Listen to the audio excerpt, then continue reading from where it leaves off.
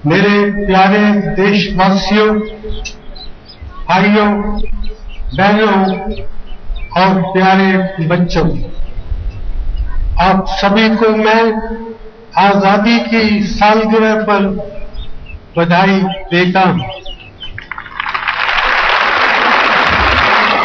महात्मा गांधी के नेतृत्व में स्वतंत्रता संग्राम के हमारे नेताओं ने एक आजाद और खुशहाल भारत का सपना देखा था।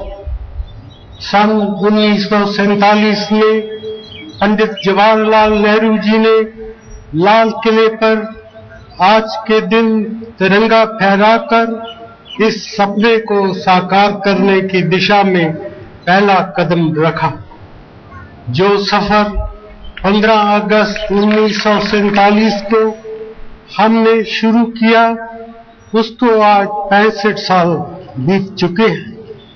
इन 65 सालों में हमने बहुत कुछ हासिल किया है।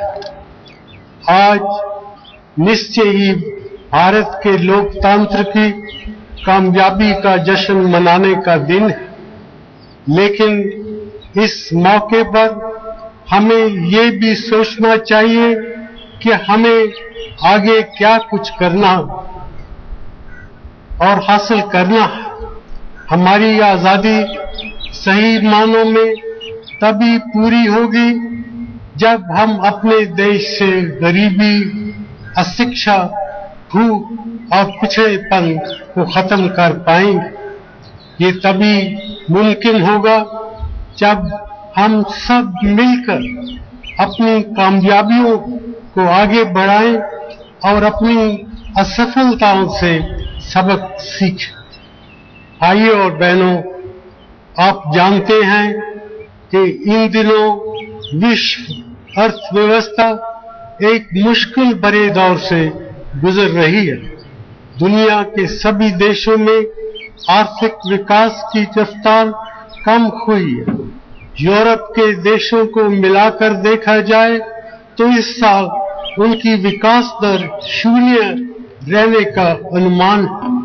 हमारे देश के बाहर के हालात पर असर हम पर भी पड़ा है। साथ ही देश के अंदर कई ऐसी परिस्थितियां बनी हैं जो हमारे आर्थिक विकास में बाधा पहुंचा रही हैं।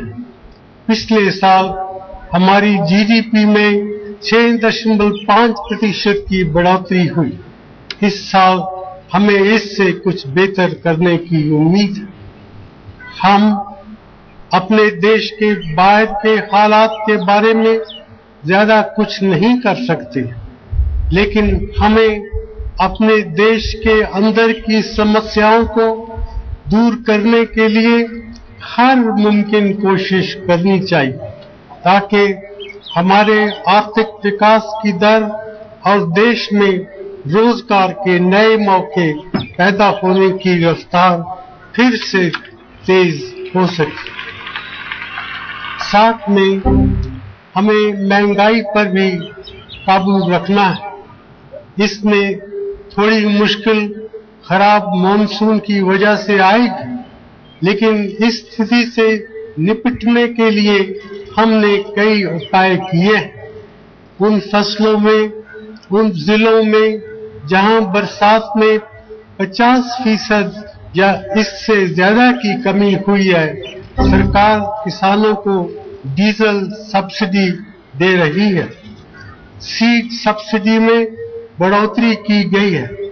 चारे के लिए केंद्र की योजना में उपलब्धि राशि बढ़ा दी गई है।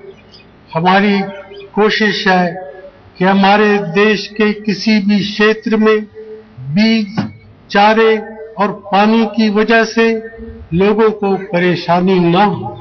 अच्छी बात यह है कि हमारे किसान भाई बहनों की मेहनत की वजह से देश में अनाज का बहुत बड़ा भंडार है और अनाज की उपलब्धता की समस्या हमारे सामने पैदा नहीं होगी।